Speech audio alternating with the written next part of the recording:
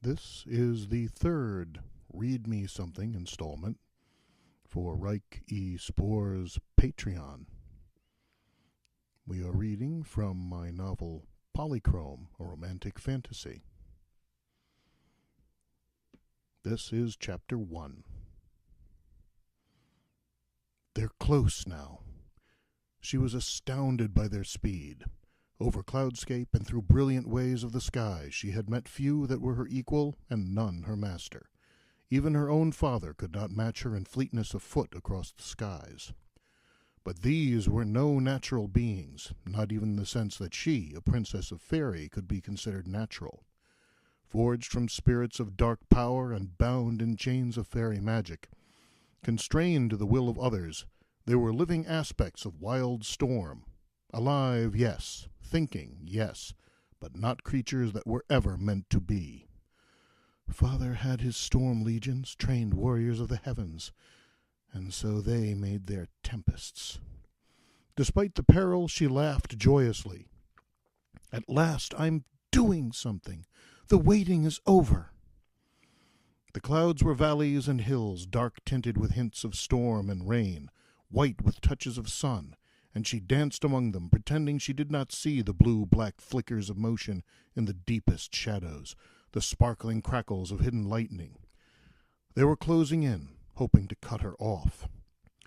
As she rounded a great white-blue-crested cliff face of smoke and dreams, two tempests flowed from within the cloud's depths, moving on tendrils of sickly green-tinged black, the hue of tornado and destruction. Instead of pausing or slowing, she gave a great leap upward, forward, springing high, the lowering rays of the evening sun catching her fair hair and making it flame like molten gold. The tempests were caught unprepared, not expecting her to act so decisively and dangerously, and she landed fully 6 feet on the other side of them and danced onward, laughing. I halt not until I reach my destination, you poor bound storm cloud spirits, and I have no time to play tag with you today. 3 more leapt from a slow curling arc of white above her, slashing with crackling lightning and jagged-edged talons of night-dark mystic cloud. More serious now, but still wearing a half-pitying, half-mocking smile, Polychrome whirled aside, turned, bent like a willow.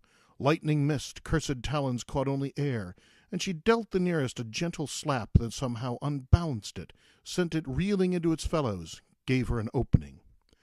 I have to make it to the proper point. She had to watch now, for the time was growing very near. She repeated the words of the prophecy to herself again. Where 3 cloud castles stand and face the sun, there the rainbow princess ends her run. Cloud wall ahead, dark storms behind, at last the fated place she'll find. Down the rainbow all is changed, there is no familiar ground. Only when her name is spoken shall she turn herself around. And when she sees the speaker, know your hero has been found. It had been a job memorizing the prophecy, especially since the little bear would sometimes reword things when repeating it, saying that the future itself could shift. She also suspected there were parts her father had never told her. She just hoped she remembered it all correctly now, as the future of everything might depend on her getting all of the words exactly right. Focus on what you're doing, she reminded herself, as she barely evaded 2 more tempests. There were a dozen more behind her, trying to close the distance and failing, but not failing nearly so easily as she had hoped. There are many steps to victory, Father always said, but you can only take 1 step at a time, and anyone trying to take more will only trip over her own feet. A crackling bolt of lightning hooked just past her ear, cutting a strand of her hair, leaving it to flutter through the cloud to the ground below. Black tendrilled octopus shapes loomed through the mist ahead. She ran up the side of the billowing clouds to her left, bounced down, and literally danced her way over the tempest-stunned heads before they could react. She laughed again, the exhilaration of risk and hope combining in a heady brew like the finest cloud wine. Before her, clouds blazed brilliantly, reflecting the light of the setting sun. There! Just to her left, she could see 3 mighty thunderheads in a perfect row, triple towers throwing back the light of the sun that, as she altered her course, was directly behind her, perfect conditions for a rainbow. "And there surely are dark storms behind," she muttered. A clear space, wisps of cirrus trailing gossamer bridges. She paused in her flight, sent a shockwave of fairy power across, the bridges shattering behind her, tempest plunging downward. They would recover, but they had lost precious time. Not all of them, though. Now the cloud walls loomed up like the bulwark of the world, so she would need to crane her neck to see the top, and the tempests were coming faster. "Father!" she called. "Father, now!"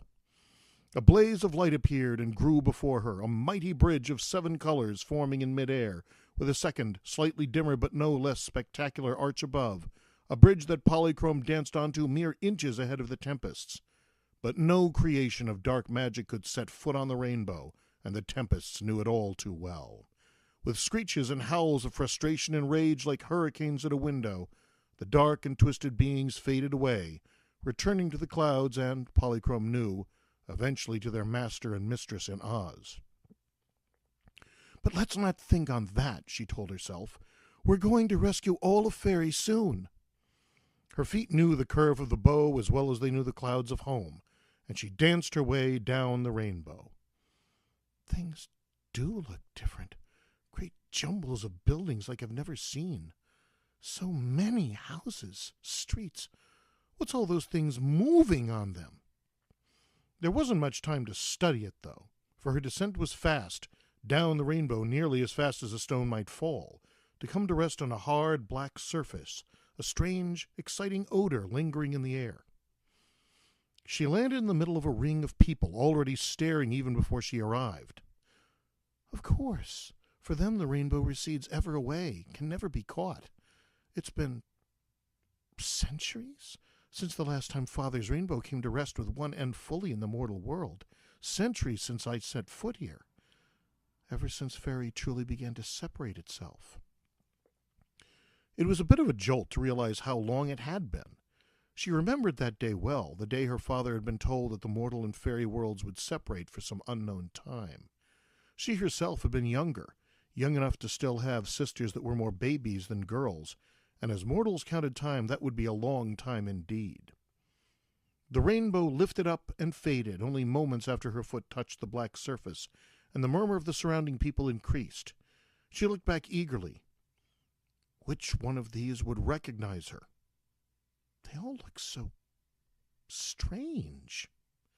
It was a warm summer's eve, though it still felt a bit brisk to Polychrome when she wasn't moving. But even so, some of the women were positively indecent. Exposing the entirety of their legs and arms wasn't enough, it seemed. They'd even exposed their midriffs. And the men were not dressed that much differently. Shorts like those worn by boys, loose shirts. But no, not all of them were at all the same. She saw a couple of young women who had hair of a color that would have made more sense for fairy, not for the mortal world. Another man? Woman? Was dressed so oddly and wearing such makeup that Polychrome couldn't even decide which he or she was. And black lipstick? She also noticed that, however much things might have changed, there were some things that hadn't.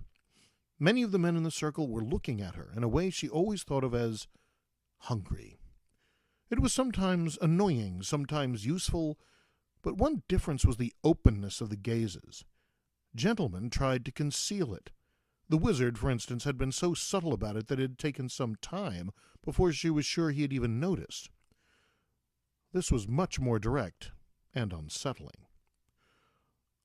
A somewhat more normal-looking man, wearing what appeared to be work pants with boots and a checkered shirt, stepped forward.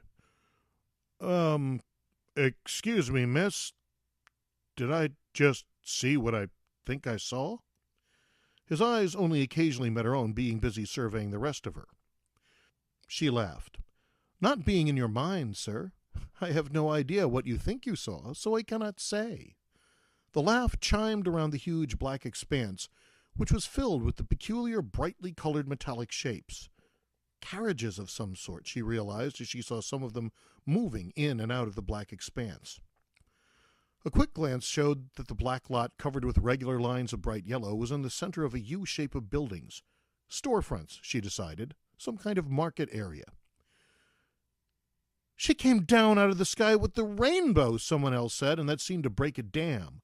Suddenly all the people surrounding her were talking, a babel of voices that was filled with words she couldn't recognize, many disbelieving, some overjoyed, some hostile, and a few in tones she did not like at all. Impossible. The rainbow can't. Saw it. You can't deny it. It's a visitation. Like me a piece of that. Hey, who are you shoving? The ring of faces began to contract around her, and for the first time she felt a twinge of, well, not fear exactly, but concern.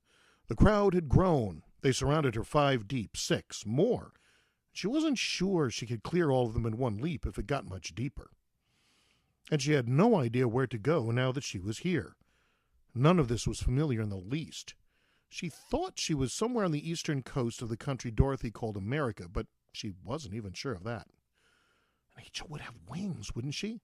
Care what she is, she's hot. People all sound crazy, and what the hell's she dressed in? I ought to call. Across the black lot, she saw one of the carriages slow and turn in the direction of the crowd. Her eyesight, closer to that of an eagle in some ways than that of mere mortals, could make out the words police on the side. I'm not sure I want to speak to their officials. Do they even believe in fairy anymore? And then from behind her, an incredulous voice said, Polychrome? It was a warm, deep baritone voice. She liked it immediately, and her heart seemed to leap within her. At last! A smile broadening on her face, she turned to see the speaker.